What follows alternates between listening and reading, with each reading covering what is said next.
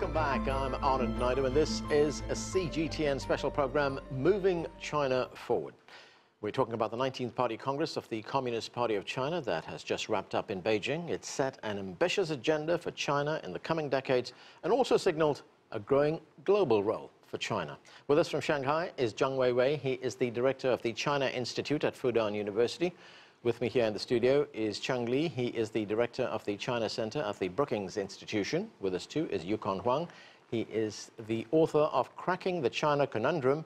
With us too is Stephen Orlins. He is the president of the National Committee on U.S.-China Relations. And with us here in Washington too is Wang Guan. He is the chief political correspondent for CCTV America. Let's get back to the panel. And Zhang Weiwei, let's talk about China's global role. China has signaled that it wants to play a bigger role in world affairs. Do you see a more confident China when it comes to foreign policy? Yes, we can see this clearly, as China is now already the largest trading partner with nearly 130 countries, actually. And China, virtually all China's neighbors having China as their largest trading partner. So many countries, many, really expect China to play a greater role. China interests also demand that China need to play a greater role, especially in the economic domain, the political domain. In the economic domain, for sure, there are a lot of interests. We have to follow the WTO rules to ensure more free trade and globalization based on really win-win principles. In the political domain as well, after all, we still live in a world where you have problems of terrorism, war, and all kinds of troubles, crises. So China can play a role, especially China is a permanent member of the Security Council. So China can play a greater role in this regard. Stephen, this is an important time for China when it comes to foreign policy, isn't it? If we look at what's going on in other parts of the world right now, we have an isolationist United States, we have Brexit in Europe. Does China now take a bigger role in driving the world economy, in driving globalization and trade? I think there's little question that it will. That even if the United States was not kind of in this retrenchment phase, I wouldn't call it isolationist trade, it was kind of a retrenchment phase. Even if that was not occurring, China would be playing an increasingly important role because of its growing economy, because of its growing ability to kind of project itself outside of its own borders. So that is going to be very important. The question, I think, is how is it going to project itself outside its borders? Obviously, trade is going to continue. Investment is gone from a trickle to a flow to a surge. I mean, it's an incredibly important part of China's international relations today. Last year, we had $46 billion invested by Chinese companies in the United States, which I think is a very strong positive for U.S.-China relations and for China's relations with the globe. But the question becomes, how will it function globally? Will it be opening its markets? Will it allow U.S. businesses and other foreign businesses to compete fairly within China? And that is going to determine kind of how the world perceives China's role globally. Certainly the descriptions in the 19th Party Congress are ones which the world would support. You cannot criticize the way it has been verbalized. The question becomes, how will it be implemented? Will we see barriers broken down? Will we see market access granted? Will we see investment restrictions lifted? And that's what we're going to need to see. From what you're saying, Stephen, would it be correct to say that trade relations with the rest of the world will form the cornerstone of Chinese foreign policy rather than looking at strategic interests or deploying its military around the world? Yes, I think that's correct, that basically trade issues and investment issues are going to be number one. I think China's near seas, that is what China is doing in its close proximity to its land, is going to be important. But in terms of projecting force into Latin America or Africa or other places, I don't think that's going to be a core part of Chinese foreign policy going forward. But BRI will. And BRI, I think, is the embodiment of the responsible stakeholder that we've always hoped China would be. In 2005, Bob Zoellick, who was then Deputy Secretary of State, went on to be president of the World Bank at our annual dinner, called on China to be a responsible stakeholder. I think the BRI initiative is precisely what Bob Zoellick wanted China to become. AIIB is precisely what Bob Zoellick wanted China to become. So in many ways, what we're seeing at this 19th Party Congress is a realization of that vision. All these acronyms, Yukon Huang, BRI, also known as OBO, also known as the Belt and Road Initiative. How will that initiative, that's a signature policy of China, how will it impact the countries, not just in Asia, but Africa as well, Middle East? First of all, we should realize this is a very long-term initiative. It's not a 1-year, 5-year plan. I think it's going to span the whole period of modernization. So you have 65 countries potentially. Eurasia, Middle East, all the way to Europe.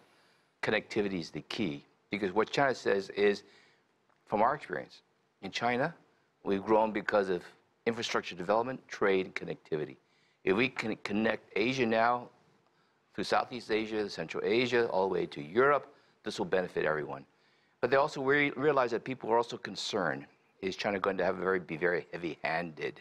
Is it going to actually make sure there's equal participation and choice? So they describe this as a framework, a symphony where there's a lot of players. I think it's one big issue.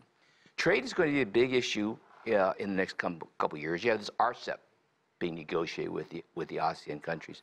But what is missing, actually, is a vehicle to discuss and work with the U.S. Now that the TPP is not there. It would have been great if the TPP had moved forward. It would have been great if TPP then had invited China to participate. Then I think this would have been a very good thing. So China's response has been a free trade agreement for East Asia. And that would actually say, come on, U.S., let's try to talk about something broader. So I think that's part of the vision of the future. Cheng Li, Stephen raised a great point earlier on when he talked about the fact that poverty alleviation around the world can reduce terrorism around the world as well, when we look at the reasons of why terrorism exists. To what extent will ambitious projects like the Belt and Road Initiative help the economies of developing countries and, in fact, transform some of the world's more volatile areas? Absolutely. That if you go to Africa, go to South America, to a certain extent, go to Middle East, people there will think China is the future of the world. And as an American, I feel a little bit awkward. Of course, as a Chinese American, and I can balance. But I think that we should understand that China actually at the moment invests more in South Africa and Africa than in the One Belt, One Road initiative. I think the emphasis on infrastructure development is important. China does not want to challenge or replace the existing international financial institution, but rather to supplement with emphasis on infrastructure development. But on the other hand, I think we need to pay attention for security, because I do not mention China's neighboring countries and also Europe and North America. They still have a lot of concern, cynicism. I think especially China with its neighboring countries still caught up in kind of territory disputes. And also, if you look at China's neighboring countries, the Korean Peninsula, East China Sea with Japan, you can also talk about the Taiwan issue, South China Sea with many countries, ASEAN countries, and etc. And then India. So there's a lot of problems, a lot of tensions. So I think Xi Jinping is right. He mentioned that we should continue to improve relationship with all countries, and especially emphasize major power relations with the United States. If the United States have better understanding of China and not just promote tensions or conflict, that the regional conflicts could be much controlled. So that's the significance of Donald Trump's upcoming visit to China. So that's the overall landscape. So it's not just the economic issues, but also linked to security issues and the concern of Europe and North America. Stephen, when you look at BRI, Belt and Road Initiative, the AIIB, all this has happened in a relatively short space of time, hasn't it? Yes, it's been it was building for a long time. Yeah. AIIB, to some degree, was a reflection of Chinese frustration with existing institutions, though they built this institution to complement the World Bank and the Asian Development Bank. That AIIB, I literally just visited it 3 weeks ago, met with its senior management, which looks like the United Nations. I mean, it's got people from all over the world in the senior management, and it is a global institution that is in China. So that certainly is a huge development. I think Li Cheng mentioned President Trump's trip, which is coming up in 14 days. that it'll be the first major country leader who's going to meet with President Xi since the 19th Party Congress. So it is incredibly important that that trip is going to play an important role in setting the stage for what is going to happen in U.S.-China relations for the coming years. Right, and these institutions that you talk about, like AIIB and the Belt and Road, it's important to note, as you pointed out, that they are there to complement existing institutions, not to be competitors. Right. They're not, in other words, there's a discussion, I sat through a meeting a few weeks ago on, is China trying to overthrow the international order? That is not the case.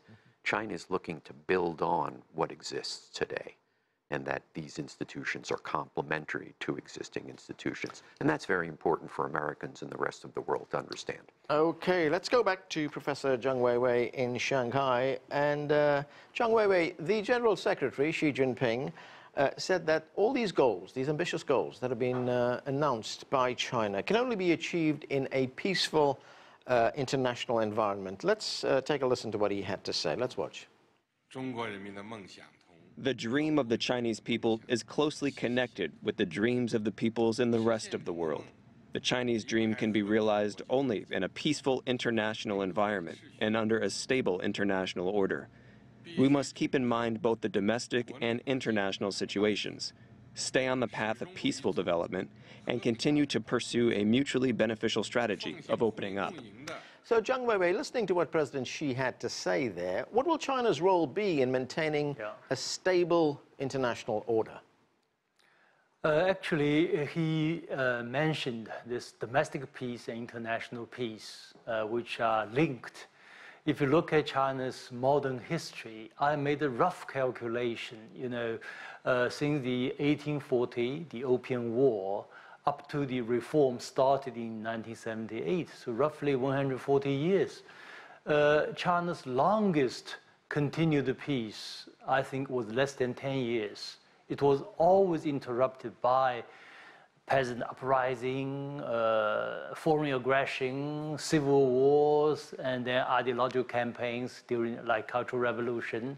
So the past 4 decades really is the first time in modern history of China has maintained peace and stability, at peace with its neighbors, with other countries.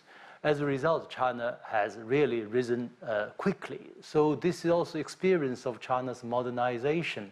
What we call peace and development, which are interlinked. But Xi Jinping is also very clear, and he said that China will safeguard its sovereignty and its development interest firmly.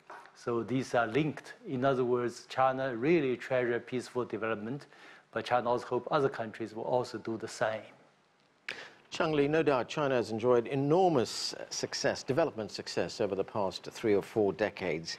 How does it provide a competing vision for other developing countries? And China has recognized that other countries can't emulate what China has done because each country has unique circumstances. So in its own way, how do other countries learn from China? Well, one thing is about the infrastructure development. I mean, talk about transportation. And if we ask a village head in China, he will tell you that our village become rich, not because we have money, then build a road, but rather we build the road, then become rich. So that's the whole idea behind China's economic miracle and urbanization and etc. This is also precisely the idea for One Belt, One Road. This is one thing. Second thing is I think China probably also can share its lessons learned into environment degradation, and we should not repeat that kind of huge environmental degradation that along with the economic reform. Now, of course, there's a new challenge. China's economic business model is already quite impressive in terms of e-commerce deliveries.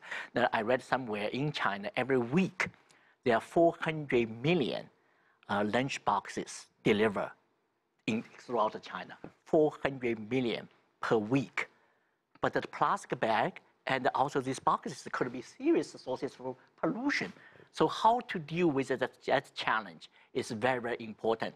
So I hope that the innovation or other kind of development can overcome this kind of a problem. But this is the lesson shared. China can share its successful experience, but also can share its own lesson and for others.